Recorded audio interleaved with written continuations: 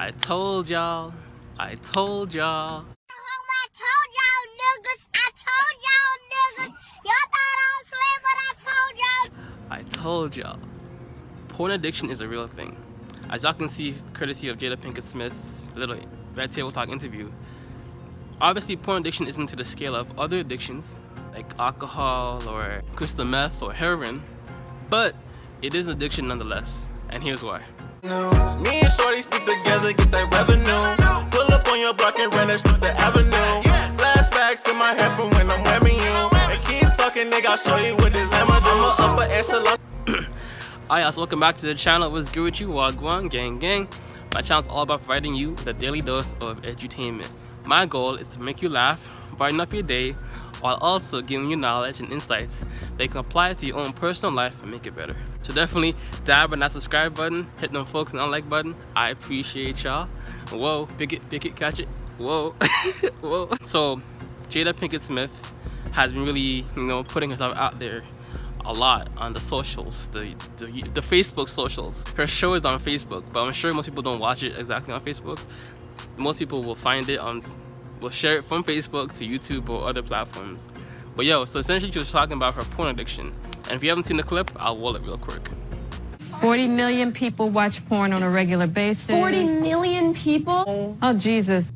Well, let me tell you. Well, I guess I'm not looking at the right stuff, because... What'd you say? If I was still on my porn game, I'd be able to show you some good porn, because back in the day, I had a little porn addiction, but I wasn't in a relationship when I had a porn addiction, believe it or not. Thank goodness. I actually feel like I was using maybe addiction a little lightly, and maybe I will say now that I had an unhealthy relationship to porn at one point in my life where I was trying to practice abstinence. Yeah, so like I was saying, like porn addiction is one of those things that we tend to take for granted. It's like, it's so easily accessible, there's so much access to it that you don't think it's not a bad thing. It's kind of like alcohol, right? We see alcohol so prevalent in our society, beer commercials here, and this and that, but we rarely talk about how many car accidents and stuff like that are a direct correlation to alcohol, right? And the thing with porn is, right, it's like, you don't have to pay for it, essentially. As long as you have Wi-Fi connection, you can access it. You don't have to pay for it or spend too much time getting it, right? I was searching around the internet. Oh my gosh. Okay, listen. No, I know you're curious. I was searching around the Mom. I was searching around the internet, and all of a sudden, I was downloading this thing, and I got a computer virus. I want to see it. Show me what you were downloading. I deleted the virus. Oh my God, Mom. I had a computer virus, and I got scared that I had the virus. And when I was getting out of my chair, my pants were slipping, and I was pulling them up and getting back on the chair. I got scared, and my pants slipped down a little, and I was pulling them up. Mom, I'm telling the truth. I am serious. I'm serious. I have a virus. If you need marijuana or need weed, you have to actually go to a dealer, find him, call him, meet up, and then exchange currency, But porn, just pick up your phone, go to the washroom, and bam, you have access to your drug of choice, right? So the thing that makes porn so addictive is that it gives you like that drug-like rush, right? Essentially, it's that feeling of euphoria, that feeling of like that sexual release that, is natural human desire. But porn abuses it and really manipulates how we really appreciate porn, right? So I've talked about this profoundly on my channel so far.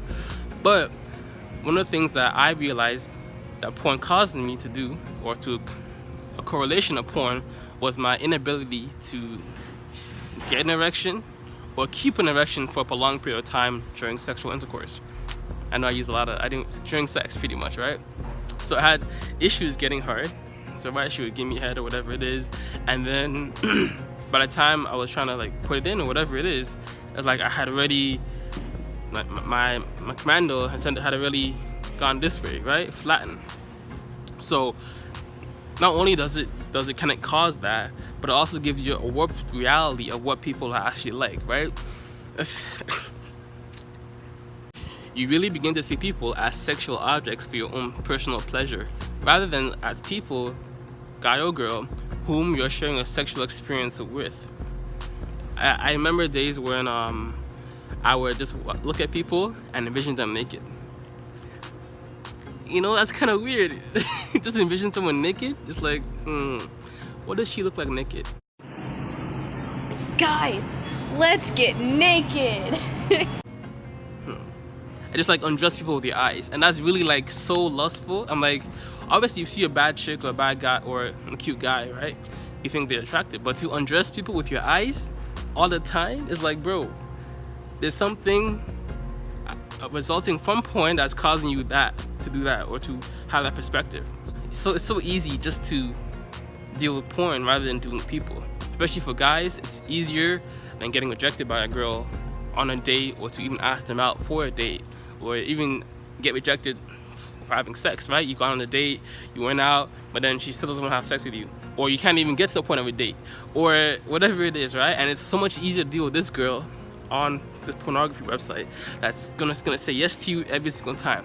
Every video you click on is like a yes to you.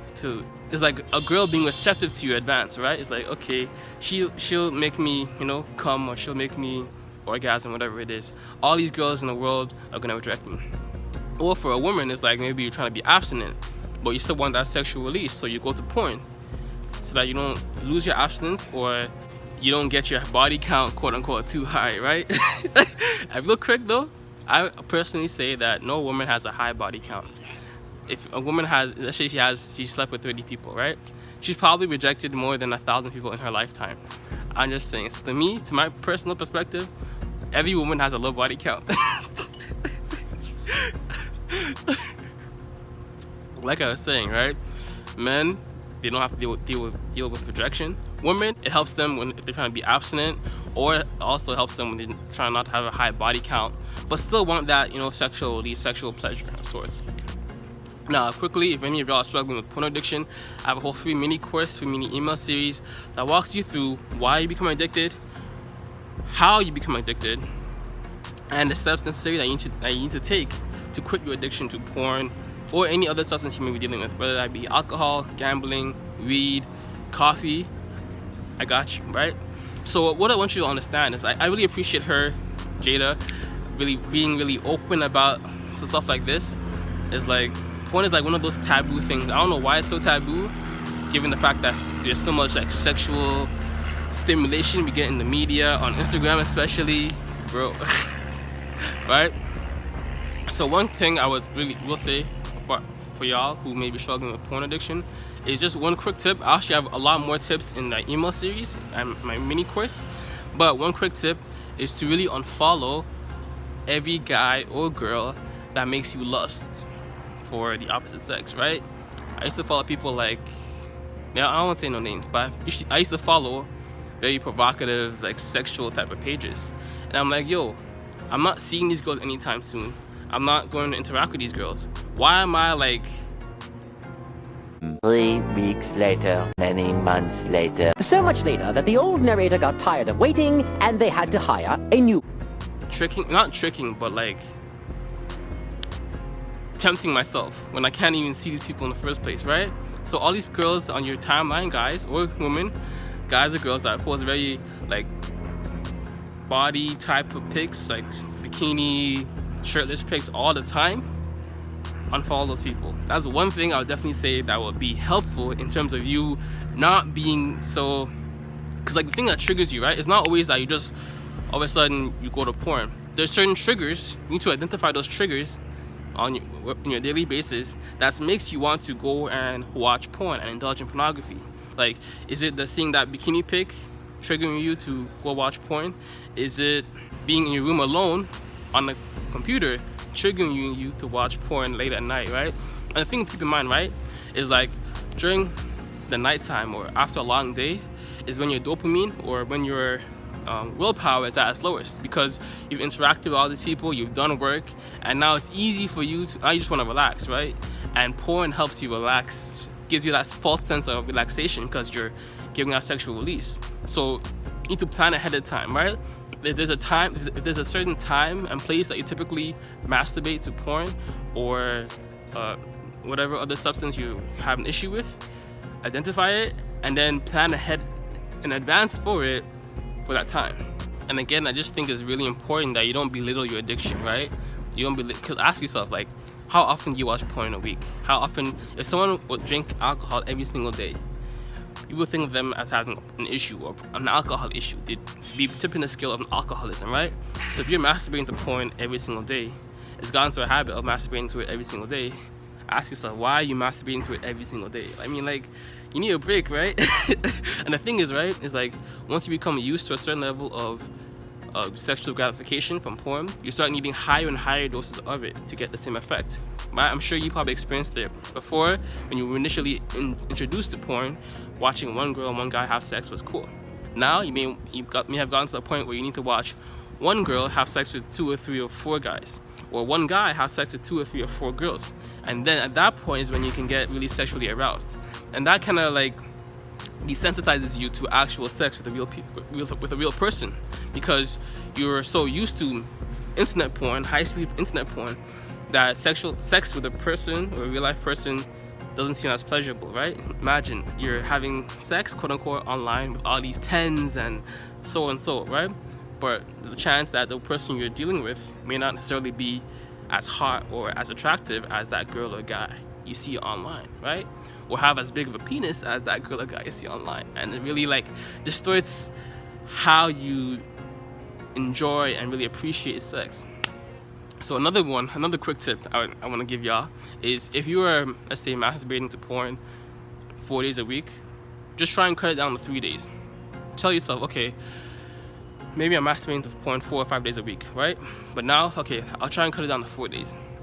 Do that still give yourself the ability to watch porn, but cut it down gradually. So currently you're masturbating 5 days a week. Next week, masturbate 4 days a week. Next week again, maybe masturbate 4 days a week, and then gradually slow it down to 3 days a week, 2 days a week, until your brain can actually get used to it. Because a lot of people tend to just go cold turkey completely. You built a habit of watching porn, so just going cold turkey isn't gonna work either, right? Because you need to gradually build a habit of not watching porn either, and disconnecting and deconstructing those neural associations you've created to pornography. So again, if y'all are struggling with porn, shout out to Jada Pinkett Smith for really being open about it. And I just wanted to share some practical tips that you can apply to your own life. But if you want more guaranteed accountability and step-by-step approach to quit your addiction, check out my link in my description for the Truth of Addiction free mini course, free mini email series that walks you through, more in-depth detail, more accountability on how to get over your addiction. Whether that be porn, alcohol, gambling, coffee, I got you. Alright, so God bless, much love, peace and joy, namaste, and always remember, if it doesn't feed you, don't water it. What you're watching, what you're listening to, what you're eating, if it doesn't nurture you and make you better, cut it off. Because our diet is more than just what we eat, it's everything that we consume. And always remember as well, keep that same energy, be real, be authentic in every situation. And if the people around you, your friends, co-workers, whoever, if they doubted you, overlooked you, slept on you, but now, once they see you at the top, now they want to support you, you tell them, keep that same energy of doubt you had when I started. All facts, no cap. I'll see y'all in the next video. I have a ton of other videos about porn-related topics that you should definitely want to watch, so check those out. Deuces. It was meant to be like a pair of shoes. Shorty got my back like a parachute. I just wanna hit the islands and get lost with you. It's a scene, it's a flick when me and boss come through. Might be smiling, but don't try me out with